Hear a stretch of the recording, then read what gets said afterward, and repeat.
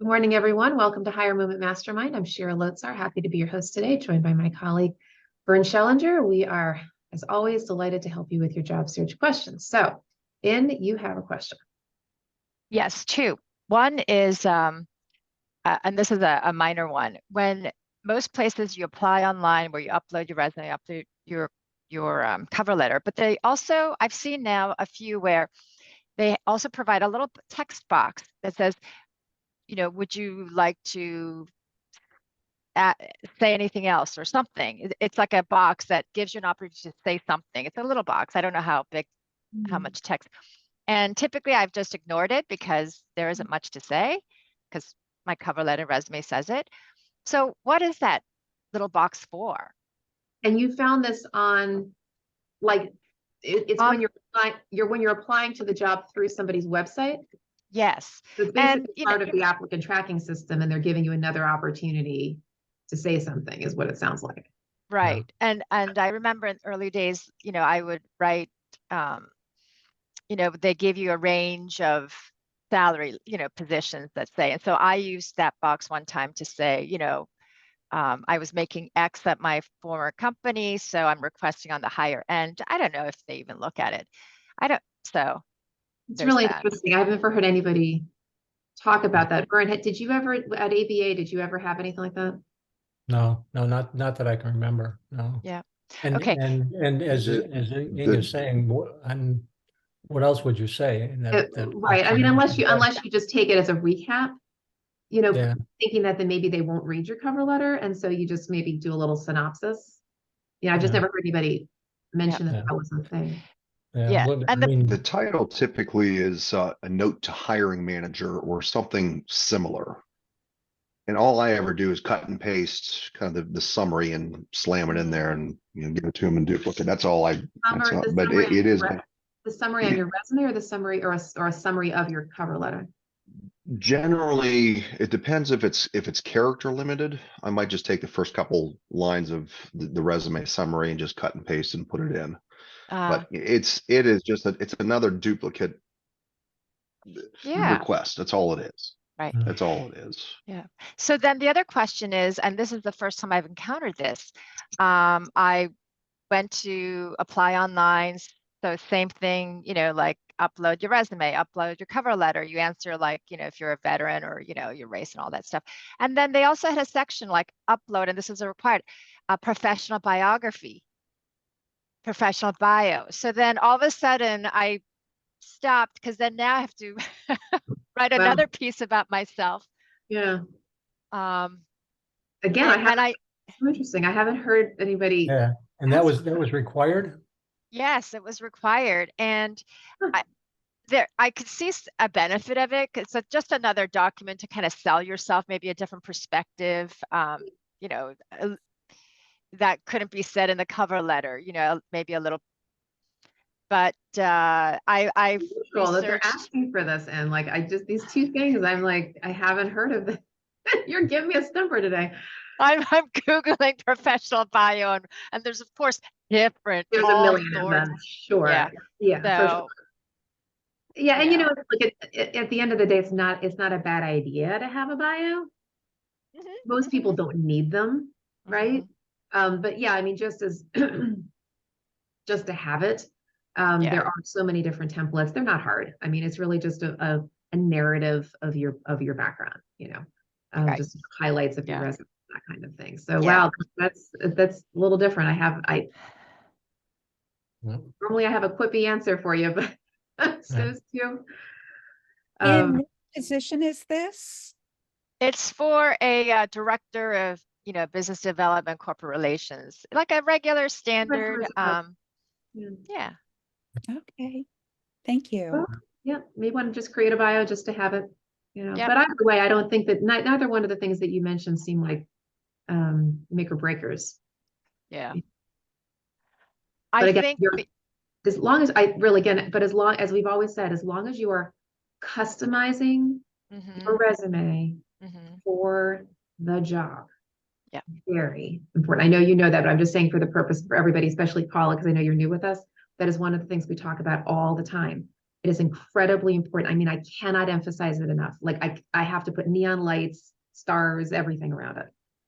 Because you cannot just have a generic resume these days and send it in. You've got to scrub that job announcement, look for the keywords, particularly in the qualification section, first few bullets of the qualification section, then go back up to the first few words of the responsibility section, look at the keywords that they list, the key skills. And when I say key skills, I don't mean your soft skills. In other words, I don't mean when they say things like, oh, we need a team builder, we need someone who's analytical. People do not screen resumes based on your soft skills. They screen them based on your hard skills and your industry experience. So your hard skills are the functional skills.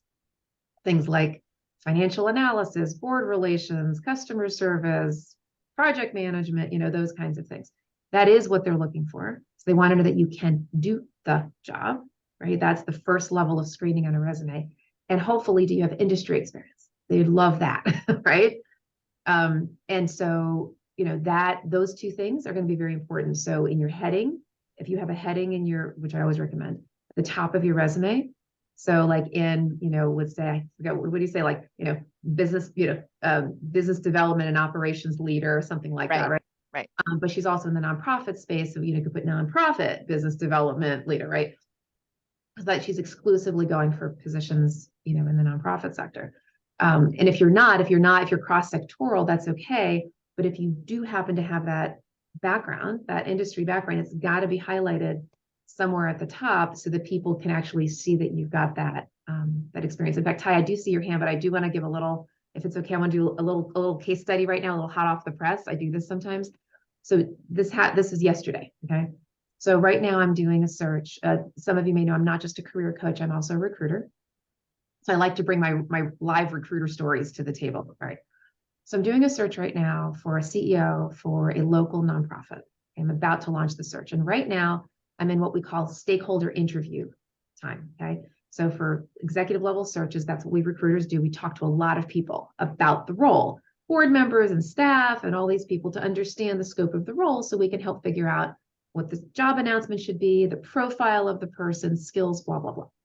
So anyway, I'm working on this, this search, and there's this kind of balancing thing we've got going on now between somebody who's got operational skills, sort of management skills, and someone who's got fundraising skills. Okay, because there's just this kind of opportunity. And in the course of my stakeholder interviews, I've had some people who've suggested to me, oh, Shira, you should go outside the nonprofit community and, look for whatever, like, the chief of staff on Capitol Hill or someone who's been the head of a business school, or like I'm just getting these very, out of the box kinds of things, which as job seekers, you're looking at me like, yeah, great. I'm in, like, great. They're going to consider somebody who's not a traditional person. And I hear that. And I was like, oh, very interesting. And then I think about, because I'm trying to get you into the mindset of a recruiter, okay? Like how we think about these things. Remember how I always talk about that employers are risk averse? Okay, this is one of those moments. This is an organization that has some challenges, some operational management challenges, but some of which are related to just general management, but some of which are very nonprofit oriented, right? And so, not the least of which is fundraising. And so I'm thinking to myself, who are we going to find that's going to really help to move this organization forward well and now, okay? Not someone who's going to take 3 years to do it and have a big learning curve, but really somebody who's going to get in. So in my professional opinion, as of this moment, I really want to focus on people with a nonprofit background. Now you might, right, say like, yeah, normal, but think of it this way. And this is why I'm mentioning it to you as job seekers. Let's say you were on the other side of this. You see the search announcement and it's going to probably say nonprofit experience, right? Either preferred or required, but probably required. And you look at it and you're like, yeah, but I come from, pick a sector, right? Corporate, but I really want to work for this mission. I really want to work for this mission. Don't you know that I have a heart for this mission? And that's, I'm sure, probably very, very true. Like this is one of these missions, if I were to tell you, a lot of people would be like, oh yeah, I really have a heart for this mission. But the reality is behind the scenes, we need somebody who today can come in. And part of why we need that is because this organization has been in some turmoil, challenges, okay, in certain ways. in the last few years, they need a stable leader. Like they need someone who's going to right now understand how to move things forward. And when there's too much of a learning curve from a sectoral perspective, that can be challenging. In fact, I was talking to somebody yesterday on related to this, and she goes, Shira, I came from the corporate, this is the lady I was talking to, a stakeholder. She goes, I came from the corporate world, and then I went to work for the something disease society, right? She goes, I stepped into this role. Yeah, I knew the job, but I didn't know the sector. She said, you know how long it took me? How long of a learning curve it took me to actually understand this disease and and the impact. She goes, it was a big slog. She goes, I was really interested in the mission, but I did not understand the nuances of what the sector was all about. And it took me a long time to learn it. So just because a person has an interest in a mission doesn't mean it's going to translate necessarily to the job. Not that you all aren't smart people, of course, but it's from the business perspective, from the needs of the organization. A lot of times we need people who have understanding of the sector to make it easier for the transition. So as you're thinking about your changes, if you're searching, if you're or shifting careers or industries or anything, walk a mile in the employer's shoes and try to minimize their risk. If you do have any sectoral experience that might be hidden, you got to let them know. You got to let them know that your learning curve is going to be less than they think. And then if it's going to be a really big leap, maybe rethink the opportunity. Isn't this something that I can jump into really fast and really learn? Or is it, you know what, legitimately, yeah, this is going to be a bit of a gap, and maybe I need to look for something else. So you got to look at, yes, your needs and your interests for sure, and also walk a mile in the employer's shoes and say what's good for them too. Does that make sense? You want to really look at the balance. It goes right back to how well does your skills and experience match exactly what they need for? Yeah. And even if it's not 100%, is it close enough where they feel like it's going to be less of a risk and higher and a shorter learning curve? Ty? I was just going back to the biographical sketch request on the application. I would think employer wants to see that, see how well you write, but I would look at it as an opportunity to market yourself and look at it as a question as tell me about yourself and relate as many things as you can to the job to that. Not to empty the tank on your life, but to empty the tank, I guess, on how you relate to the job, why you're a great fit. And for the little box, every once in a while we get that. I would say that's just another opportunity just to market yourself. And they always say in advertising, you got to tell people 3 times, but maybe just say it a different way. Use that opportunity. Just some thoughts. Yeah. Say it again. Tell them what you're going to say. Say it and tell them what you said. Yeah. Yeah. From the employer standpoint, I'm thinking, well, it's just another way to gather another piece of information for us to analyze in terms of, all of these different candidates, and that's more data for us to maybe help select the people we want to interview. So. And this is pretty small, but I realized that looking at some of the job description, a few of them mention, like Salesforce, experience. And my resume didn't necessarily call that out, right? Or the cover letter. And then I realized, what, I can just put 2 words in there in this one story that I put in that says, doing, prospect research using Salesforce. And, voila, like I already met one of their, little bullets. I mean, it's tiny bullet, but still it showed just to those 2 words. It didn't, it didn't bump another line on the resume or anything like that, but it helped, I think. Yeah. All right. That's a question. So I have a question, as you're talking about looking for people who may be in the nonprofit world. And so that has been my whole entire career is nonprofit. I've only worked in nonprofit for well over 20 years. And I want to pivot out of that or try and use my skills to do something different. Because yes, in nonprofit, it is all about a passion, the passion for whatever you're doing. And the organization I worked for was Girl Scouts. So it was all about women and their, growth and progression. So funny, Paul, that's actually very related to the mission that I was just talking about. Oh, Like, okay. like unbelievably related. That's funny you said that. Okay, so, which was definitely, has always been my passion, and children and women still is. However, I just got my degree, my master's degree in project management, which are skills that I definitely utilized throughout my entire career. But in looking for something else, I think when I talk to people, they don't understand. I think I wrote that question down. They don't understand. They only understand the title and not what skills that I'm bringing to the table because I worked in nonprofit. Are you trying to shift? Where are you trying to shift into? I would like to do either government or association management. And I know in an association, it's pretty similar to some of the things that I did in nonprofit. Yeah, so different, and it's interesting because both Ann and I are association folks, so we could riff off of this with you for a while. But there different sectors have different nomenclature for things, right? So for example, it is extremely rare. I mean, in all my years of doing association recruiting, it is extremely rare for an association to hire a project manager. Okay. Okay, it's just not a title that people use, hardly. I mean, once in a while. Normally, people have project management skills that they use, but the is just because the project manager is typically relegated to the corporate world, specifically in the technology world, more or less. Okay, in fact, Nathan would certainly know that because he's in that world specifically. And so making that shift, you have to know how that sector relates to that world. And so I have this thing called, and I've just alluded to it, I have this concept that I call ing versus Now, this is for any of you who are looking to do any sort of shift, ing versus what does that mean? The ing is the skill, the is the profession. Writing versus writer, event planning, event planner, project management, project manager.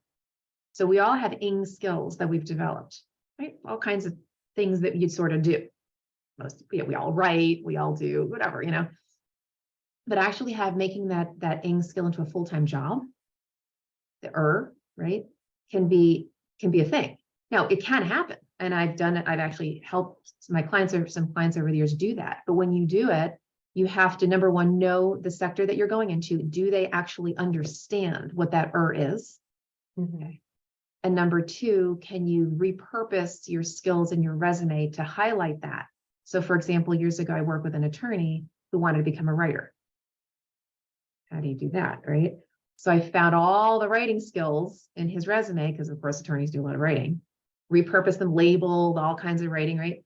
Changed his LinkedIn profile, his about section, to talk about his passion for writing, how he likes to write, blah, blah, blah. He ended up getting a job as a journalist with a legal trade publication. So kind of kept that sort of legal world, but changed into an right? And then because the employer was fine with that, it minimized their risk. They're like, oh, okay, he can write, but he understands the legal world. So it made sense. And so it takes a lot of intentionality. And as a career coach, I do help my clients do that, right? When people need that. But it again takes intentionality. It's not just a quick, hey, just here's my resume. And then you have the employer sort of figure it out. You have to literally recraft the resume, redesign it. The content needs to be changed. Everything needs to sort of like flow together so that it becomes an advertising document. And you're leading the employer down the path to say, look, I need you to look at my skills in this way.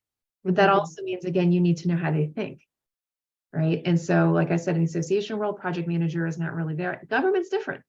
Government's got all kinds of project management, program management, all kinds. But that even then, the government has a certain way of singing your resume that's very different from the private sector. Right. Okay, so there are people who write resumes, like I write resumes for the private sector. There are other people who write resumes for the public sector, one of whom is a woman named Corliss Jackson. If you want her email, it's Corliss, Corliss, at federaljobresults.com, federaljobresults.com. Sure, she has a company and that's all they do is write federal resumes.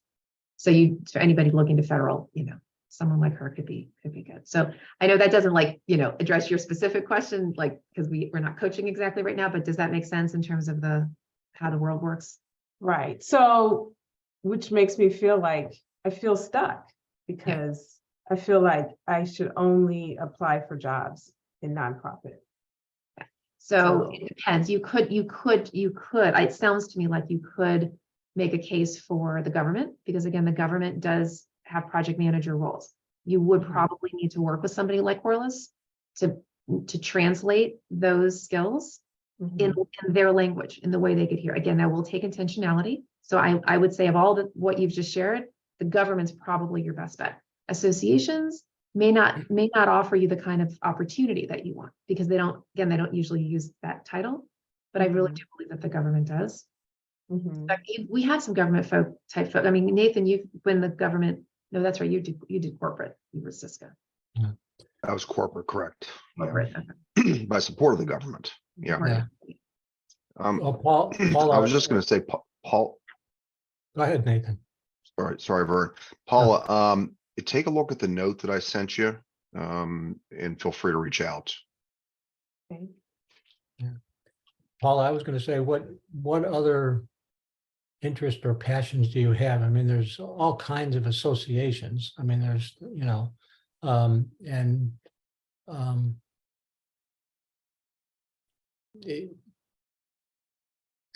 so I'm looking, is there an interest or passion that you have that there is an association where you might work and have, be able to do project management?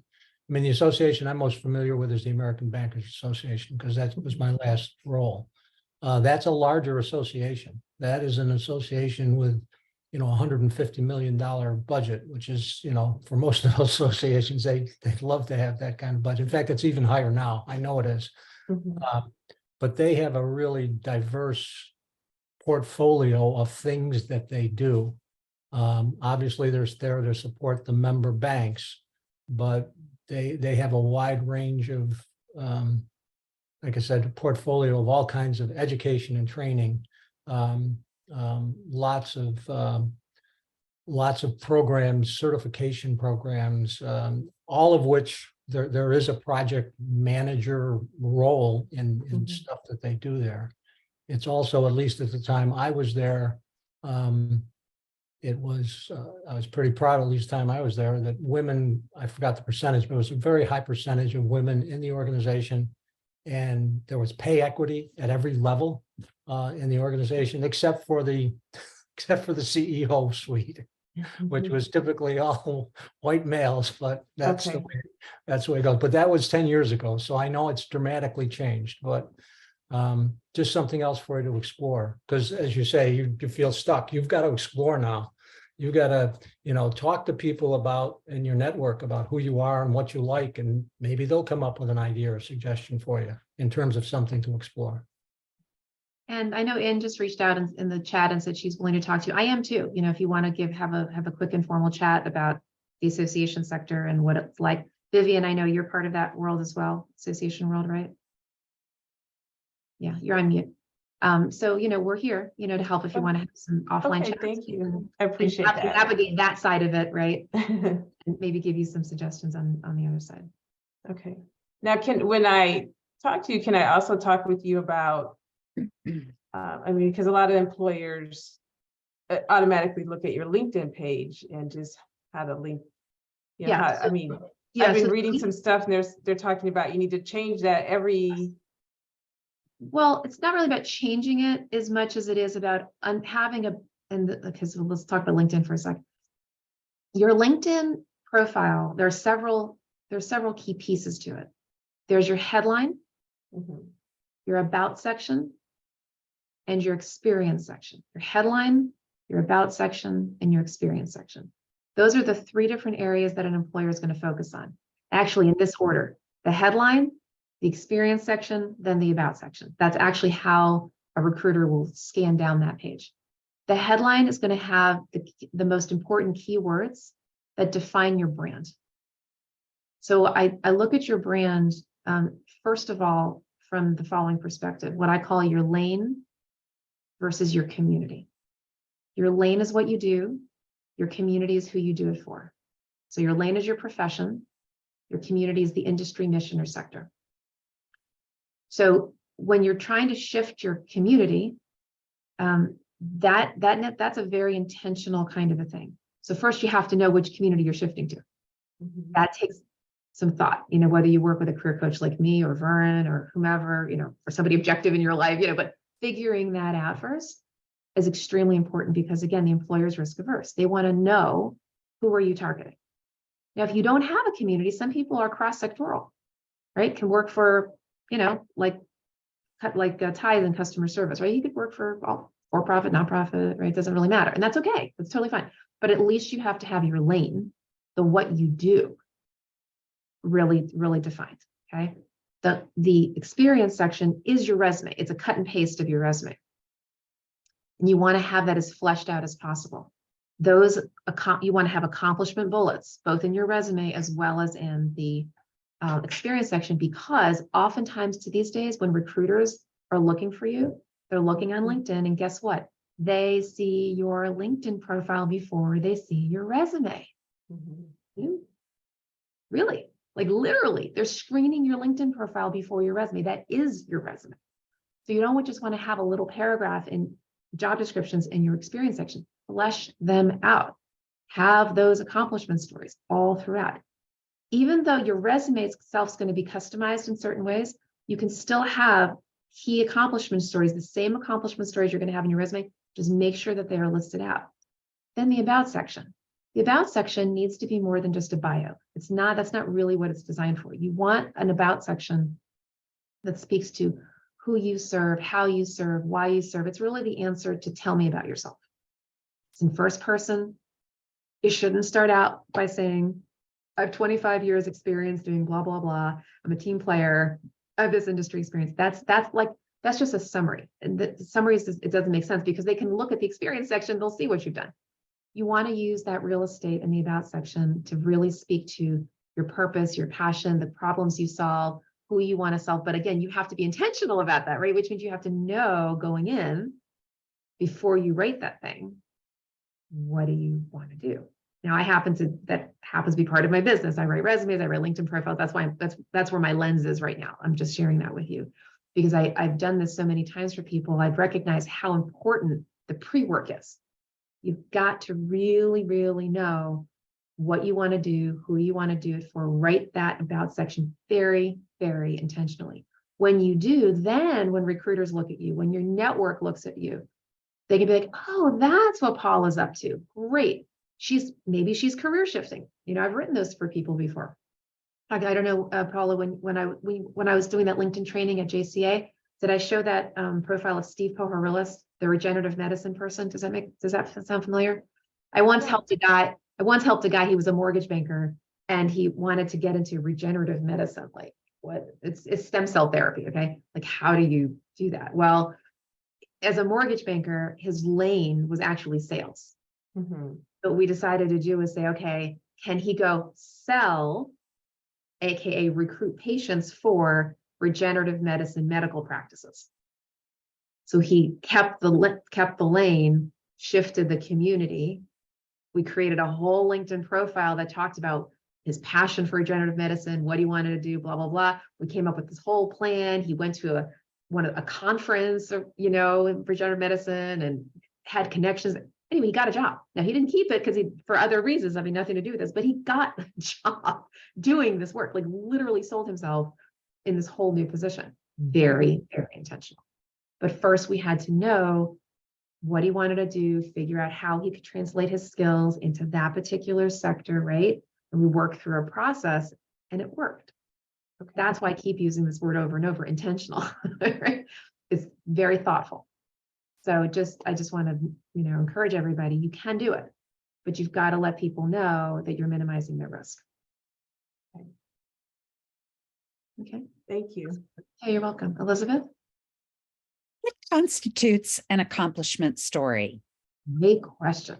So everybody's got different formulas for this, but they're all basically the same. Some use the term SAR, STAR, PAR. I use the one called CAB. It's all the same. Situation, action, result. Challenge, action, benefit. Situation, task, action, result. It's a story. It's a once upon a time story of a time when you helped solve a problem for an organization. What was the background? What were the actions that you took? What was the result? And then you take that story and it's going to be repurposed in two different ways. Number one, in your resume. So it becomes like a 2 or 3 line bullet, okay, where you talk, spearheaded a, blah, blah, blah, this kind of initiative and then this kind of result.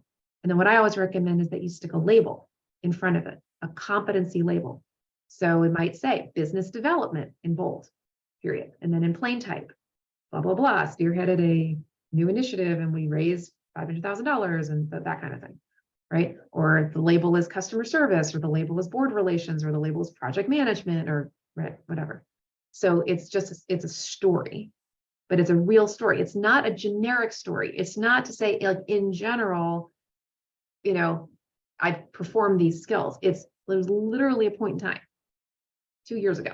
You won't say 2 years ago, but you're going to say, in past tense, I did this, spearheaded this, developed this, directed this. That's the accomplishment. Vern, do you want to add anything to that? Yeah, just so by way of another example, in other words, you will often get the type of question you'll get before you launch into your story is, tell me about a time when you faced a really difficult challenge. Well, when I was at the American Bankers Association, I was in charge of a new leadership development program. And then so I described kind of the situation, then I described the problem, then I described what I did to solve the problem, and then what the outcomes were. So again, it's what did you do? What skills did you use? How did you solve the problem? What was the outcome? Which is telling the employer, tell me about a time when you faced a challenge. Here's a time when I faced a challenge, and here's what I did. It gives a little bit of, gives some of your skills. And there might be something unique in that story that really catches the intention of the employer. So it's really an important interviewing skill. I would say probably the most important interviewing skill. It is. And so in human resources terms, to kind of give you a little nomenclature, and Vern knows this very well, that the kind of question that Vern just asked is called a behavioral interview question. A behavioral interview question, which is different than a situational interview question. The definition basically of a behavioral interview question, they don't let you know that's what they're doing, but that's what it's called, is the concept is past performance can be an indicator of future performance. Past performance can be an indicator of future performance. That's basically the definition of a behavioral interview question. In other words, show me that you've done it in the past. That'll kind of indicate to me that you can do it in the future. That and oftentimes they'll weave in what we call a behavioral competency.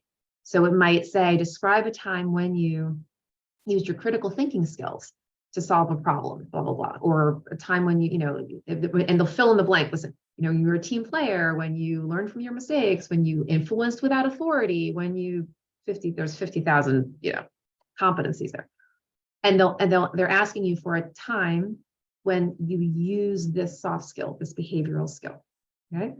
And so what they're trying to do is they're listening for both your hard skills and your soft skills in that story. So what did you do? And how did you do it? Who were you being when you were doing this thing? You weren't just like a robot saying, I was just doing it. No, you were being a person. You were using critical thinking skills, or or influencing or negotiating or whatever it is. So that's why those stories are important. A situational question is actually kind of rare. A lot of employers don't even know they can do it, but the question it's future based. The question will sound like, what would you do if this happened? So they'll pick a story in the future. They'll give you a real live example from that job, just totally something normal. What would you do if, like in customer service, that actually would be a pretty common question. So what would you do? And let's say it's a retail. This is because we can all understand that. What would you do if a customer walks up to the desk, but you have a customer on the phone? Like, which do you handle first? Blah, blah, blah, or that kind of thing. That's a simple way of explaining it. But they will do that sometimes if they really want to kind of see who you're going to be are you going to be able to fit into this culture, in this role? Do you have a real good understanding of what it's like to do this kind of work?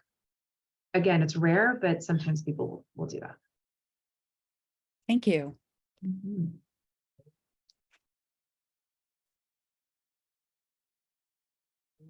Other questions? Or just topics, if you want to just is there a general topic around job search that is just interesting for you that Vern and I can do a little deep dive on? Yeah. I have one, I'm not sure. Well, let's see here, just security clearance in general. A lot of the, especially in this area, of course, all the, government and non-government agencies and things. So many of them will often say TCS with polygraph or something, and there's some of them say you will have to, you may have to. Sometimes they're required. I mean, obviously, I don't know if it's obvious, but to me, it's obvious if it says required security clearance and I don't have it, then I don't bother wasting my time, which I have it before, and they were polite to decline me. So thoughts on security clearance, how to approach, get one, et cetera. So that's not my expertise. However, here's what I can say about it. It's just sort of, it is what it is. All right. Everybody goes through this. Anybody who wants to work for the government, or more importantly, in this case, for a government contractor, goes through this problem. It's such a laborious process for the employer to get that clearance. They just basically hold out for people who, right, have it. It's just, I don't believe, and Nathan, maybe you know, but I don't believe that you can just sort of get one. My understanding is you have to have it sponsored by an employer, and it's expensive anyway. And it takes a long, long time. It's just both of those one are of true. those things. Yeah. It just kind of is what it is. Like if you're able to get a job without it, and then while you're there, you can get one. I mean, that's clearly the best thing, but you're not alone. Like there's just a lot of people who have exactly that question. Like, oh, what do I do? I don't know. I wish I had a creative response, but it's, in fact, there is a website, I think it's called clearedjobs.net, and employers who are looking for cleared people will go there, because the only people who on that site are cleared people, because employers really want the cleared people. Like they're circling for just those folks, because they're rare for them to find, I have seen those sites and some groups and some videos all about cleared jobs and living the cleared life, I guess. Yeah. In fact, Shannon, do you have any experience with the public trust? With obtaining I've never encountered this with public trust. Currently, it's like the lowest bar to pass for security clearance, but I don't know what the requirements are there. Don't either. I don't. Okay. All right. Thanks. No, it's good to see you here. It's been a while, and you actually work for the government, right? Yep, I do. Yep. Is there anything? Do you know anything about the public trust world, like how to get that kind of? I guess I don't even know if they call it a clearance. Yeah, I think I hold that right now, actually, because I'm not at a DoD agency. So, I do know that's the lowest level to get. And I guess the question would be, is it the employer that has to get it for you, or can one get it oneself? I just don't know. I think the employer. That's what I thought. You have to be sponsored. Yeah. I'm not surprised. Yeah, that's all. That whole cleared world is a. Well, and the cleared world is one where, you have to have that security client clearance in order to do the work. And so it's just like a gate you've got to get through if you want to work in that world. You know what? Judah, as a resource. So there is an organization called Corporate Gray. Corporate Gray. It's a nonprofit, and they've been around for many years. And the guy who leads it, his name is Carl, C-A-R-L, Savino, S-A-V-I-N-O.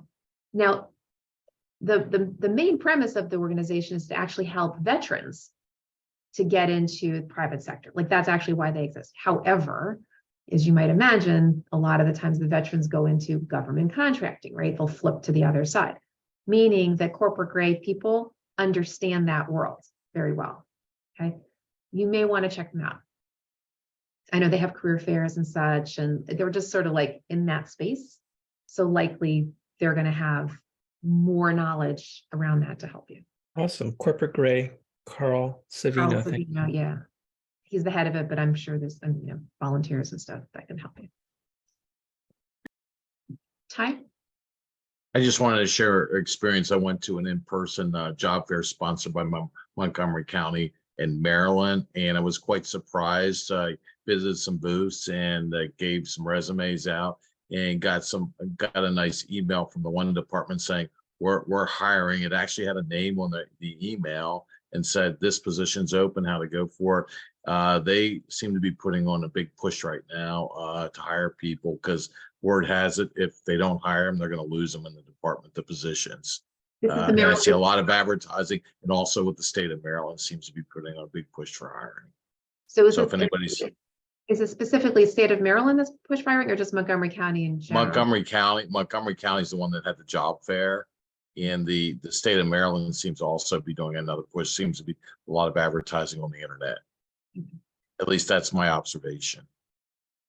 And by the way, not for nothing, anybody who's applying to Maryland government in general, they passed a law, I don't know if it was last year, to no longer mandate degree requirements for any state jobs. Yeah, there's a new trend in the country. Some states are going through this to say, because when an employer requires a degree, they're inadvertently could be discriminating against people who can't afford to get a degree. So a socioeconomic lens.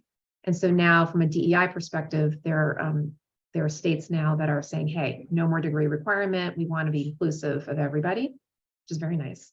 So in case you know anybody who wants to go to your own government who doesn't happen to have a degree, that could be a place for them to get, a good job. So anyway.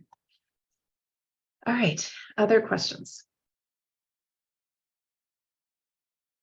I had one more question about, there's been in the news a lot about AI and what challenges will we have, kind of going forward with that. I mean, because I think a lot of, I wouldn't necessarily say younger people, but there are some people who are just naturally drawn to that and can just jump right on it and figure out how to utilize it. And how much of a challenge will that be for us who aren't as skilled at utilizing that? Excellent question, Paula. Like, I can't even tell you how excellent the question is.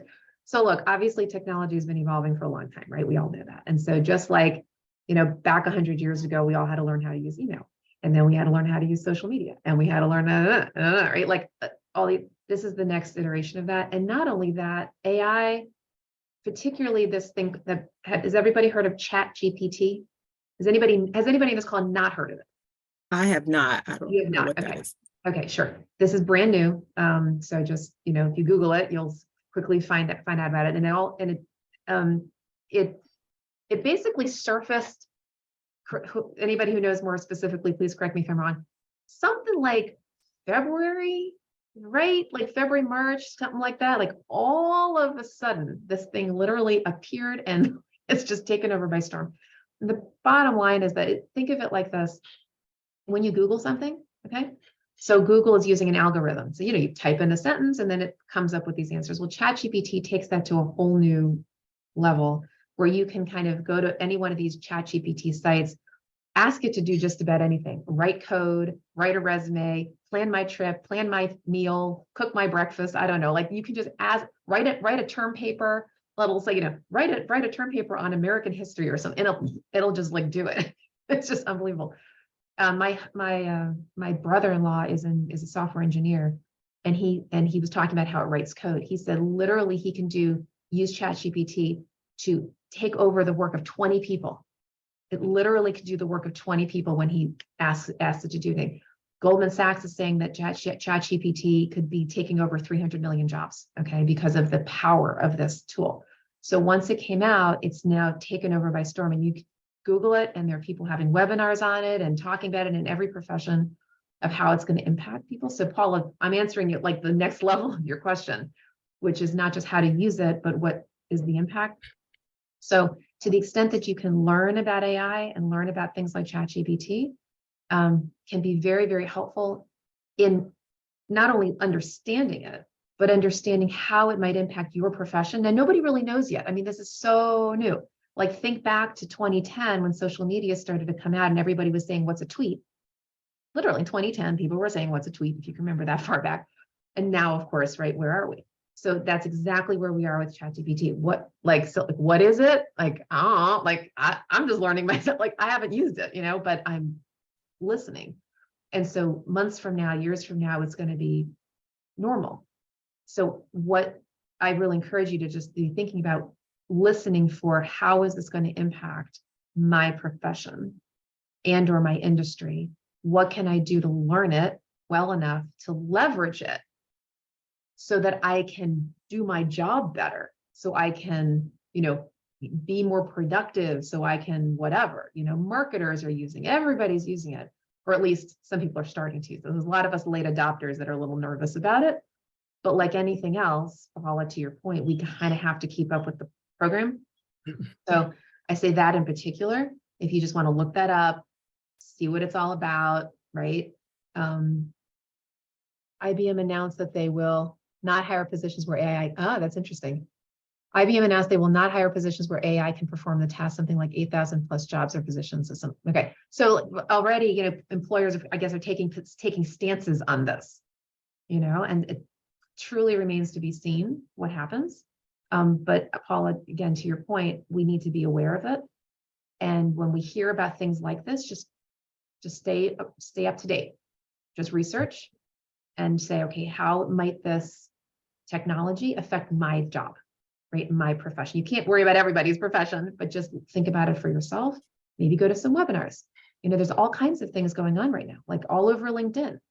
Someone will say, hey, how's ChatGPT affecting marketing? How's it affecting associations? Paula and Vivian, just the other day, I saw somebody, literally a consultant, who gave a webinar on how ChatGPT is going to affect associations. That's the kind of thing you want to be looking for.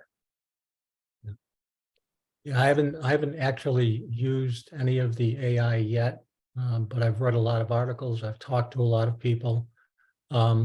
And obviously, as Shira just said, it's all over the news. You don't have to go too far to, look at a 60 minutes, interview of somebody who was one of the creators of AI, to an interview with Bill Gates talking about AI, and a wide diversity of, this will be revolutionary, which it probably will in some forms, but it also provides a tool for scammers. So it's a broad swatch of, from some really bad stuff to some really unbelievable stuff in the future. And again, it's too early. The one thing I said, it's really too early to even know, the impact of it, because people are just starting to use it. I'll give you one specific example, however. The online course that Lisa Owens and I created for Contacts Count, she actually has gone into AI and started to play with it. And she said to me, Vern, when we do the next online course, this could save us hours of time. So which more time, the most precious resource we have. I mean, so there could be some really positive things. I did see there was a post on LinkedIn yesterday from somebody who went to an AI conference in London, and he talked about everything he learned, but he also said, well, there's artificial intelligence, but there's also human intelligence. And isn't it going to be human intelligence that decides, how to use AI and how to make AI work, to do the positive things that it can. So just a lot of stuff on AI going all over the place. I'd like to offer, I've been diving pretty deeply into it right now, especially for graphic design, but for all work I do.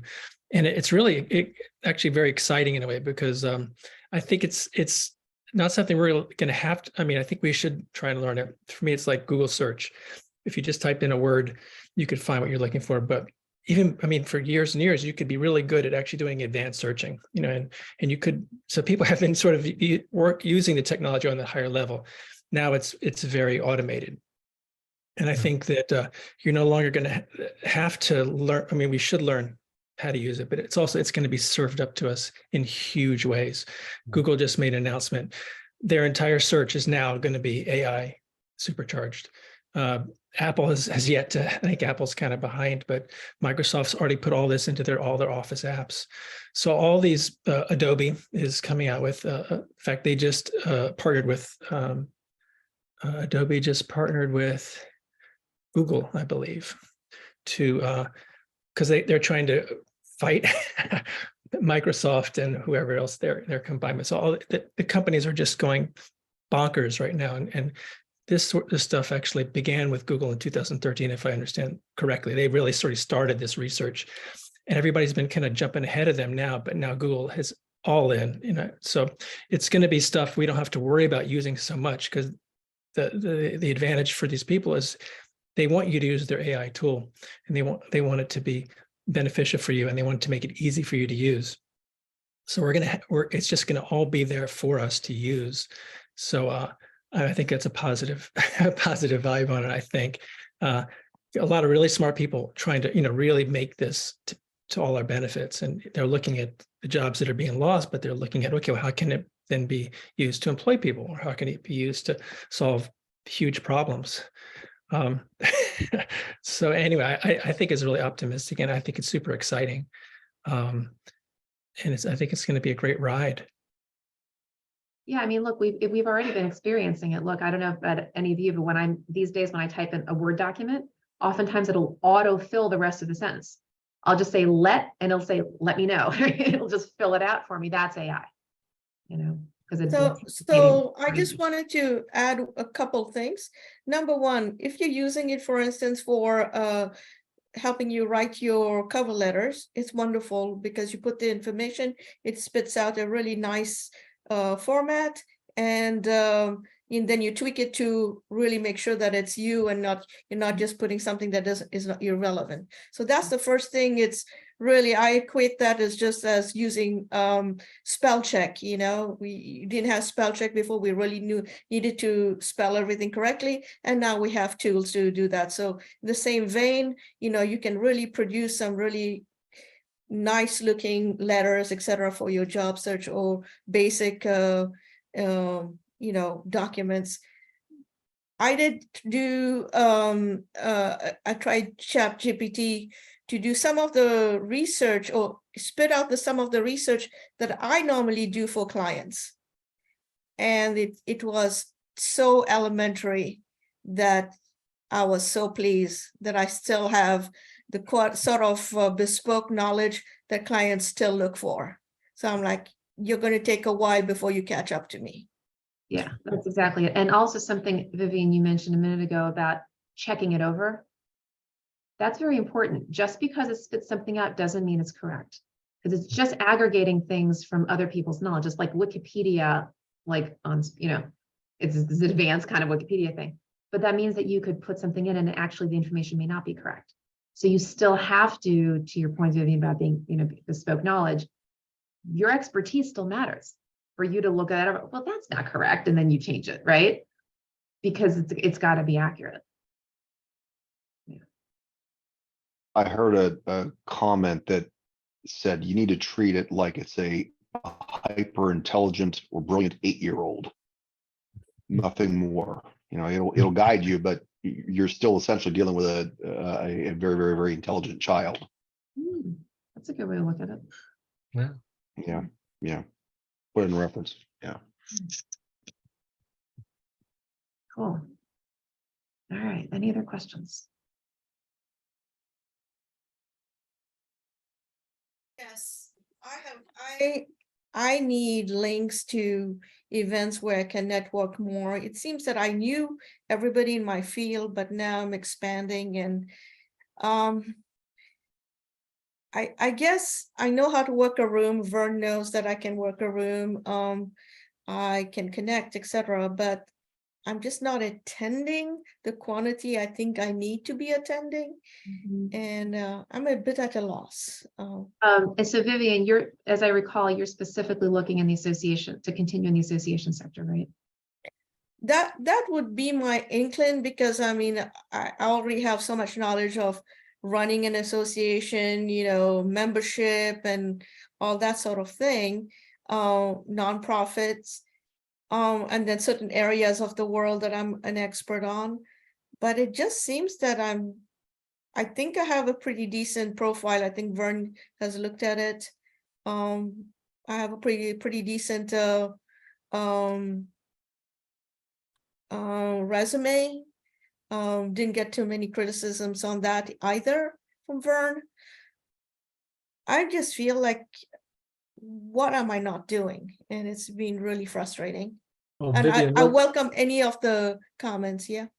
Vivian, what can you be more specific about? You feel like if you want to connect and network, who do you want to connect and network with, and where do you find? In other words, if you tell me who and where, then I might be able to say, I can tell you to go to this event, right? Or Shira could tell you to go to that event. Right. Or you may ask me and I'm saying, I don't know anybody in that world. You would ask Shira and she said, yeah, I know somebody in that world. So what specific, can you be more specific? Well, right now I'm diversifying because my approach, because before I was mostly focusing on nonprofits, association, philanthropies, things that focused on developing world, etc. But right now I feel I can pivot and bring my knowledge to basically a much larger group. So associations that do business development for the community businesses, so chambers of commerce, in the Montgomery Chamber, the Northern Virginia. I follow a lot of the ones from the DMV area. I follow also DevEx and all of these other groups that have positions for the developing world. Because I have so much knowledge that I can just bring over, I focus on all of the groups that do Africa development. So then I expanded that to even the Caribbean, because there are similar situations in the Caribbean that, as in the African continent, or at least sub-Saharan Africa. Right. So It just seems that I am having a lack of quantity. I tend to usually focus on sending things that are most likely to be aligned with what I've done. Yeah. And, as opposed to just doing the numbers game on easy apply on LinkedIn and then getting the rejection, I prefer to cater my responses to things that I know I have a 60% chance of a call back. Yeah. Now, Vivian, did you say DMV, Department of Motor Vehicles? No, the DC, Maryland, Virginia, Northern Virginia. Oh, okay. All right. Okay. So Vivian, are you familiar with a little group called the Association Coffee Chat? No, I don't know that one. I'm putting this in the chat, and I know that Ty's been a part of it. It's been going on since the beginning of the pandemic. It's basically a group it's run by a woman named Nicole, a consultant in the association space, and she has this group every single morning from Monday through Friday, 8:30 to 9 for association people. It's job seekers, it's not job seekers, it's just professionals and consultants who are just talking about whatever. Sometimes it's association topics, sometimes it's a cat video, whatever, but it's a nice, encouraging group. I mention it because I know we had a person here on this call who heard about that group and literally got her job through networking in that group, because it's a wide swath of association professionals. I just mentioned that as one more, egg in your basket. But to your point, finding targeted groups, you're asking the right question. Like, I hope everybody's thinking about that. Finding the right networking groups is critical, right? Because this is really about who knows you, likes you, and trusts you. And when you can figure out, again, lane and community, what you do, who you do it for, which employers are going to be most attracted to you based upon your background, and then find the networking groups where those fish are swimming. That's where you want to fish. And you're going into different ponds because you're feeling like, oh, well, I've got experience with this pond, and that's fine. As long as when you're in that pond, you're speaking that language. You're saying, this is the water. I know your water. I know the temperature of your water. And then you speak in a way that they can understand. It's going to be different than maybe another pond. right? You're in the DevX world is very different than the ASAE world. Totally different communities. They speak differently, they think differently, they're different kinds of challenges. Just make sure that you're customizing your networking pitch to the issues that they are faced with, not generically. Because if you just have a generic pool, there are different groups that aren't going to understand you. So you've got to customize, right, to the particular community that you're looking at. And Ty, since you've been on those calls, I would assume that, you know, if Vivian was on the call, she could ask the questions that we were just talking about. You know, I'm looking for a group that, you know, this type of specific group. I'm sure the people on that call, if they could help, they'd offer that help. Yes. Absolutely. I haven't been on the calls in a while, but you can also post in the chat. It's good to bring a discussion question if you have a topic that you have some interest in that people. So sometimes, you know, the conversation is somewhat light and not so much, but you can bring a topic to the table. There is no agenda in terms of topics, so you can bring up what you want. There's another group also, maybe, and I don't know if you're aware of, it's called Fridays at 4 of association groups. It meets at 4 o'clock on Fridays. There's usually a presentation and some networking. Yeah, Ty, if you can find the link for that to give to Vivian. Okay, I will. And the other thing too. Thank you, Ty. And Judah, I saw that the U.S. African Development Foundation, they actually have just posted something pretty recently. They have had leadership problems, but I know a little bit too much about it because I knew the previous one leader. But yes, I mean, that's definitely one that I look at. Yes. And by the way, not for nothing, you could start your own group. There was an offshoot group that was formed from this group. There was a few tech people. In fact, Nathan, I don't know if are you part of that little tech group still? I am not. That was actually the first meeting that I joined. Okay. And I don't remember the individual's name, Steven, but he had yeah. just landed the job. He did, yes. I haven't Remember Steve's last name? heard of him since. Yeah, he finally landed. He did land, yeah. Yeah. What's Yeah. Steve's last name? I don't remember. But anyway, there was somebody in this group who was in the IT world and found another few people on this group who were also IT, and he formed a little offshoot group just for IT professionals in their job search. Right. So the point is, if you find it's not just about this group, but you could use that as a spark. If there are people in your world who are in your lane or in your community or both, you can start your own little meetup group and pull people together. And then everybody, and then all of a sudden it grows into a group, you know, and you're talking about issues that are relevant to your lane or to your community. So you may want to even, that's how Association Coffee Chat started. Nicole just said, hey, colleagues, want to get together? It was pandemic and have a group that's encouraging, and all of a sudden it's a thing. Vivian, you could do that too, or anybody, right? If you felt to do that, so pretty easy. All right, I'm looking at the time. I think that was Stephen Dunn, right? Oh, Stephen Dunn, that's right. That's right. Yeah. Yeah. So I'm looking at the time because I've actually have another call at 10:30.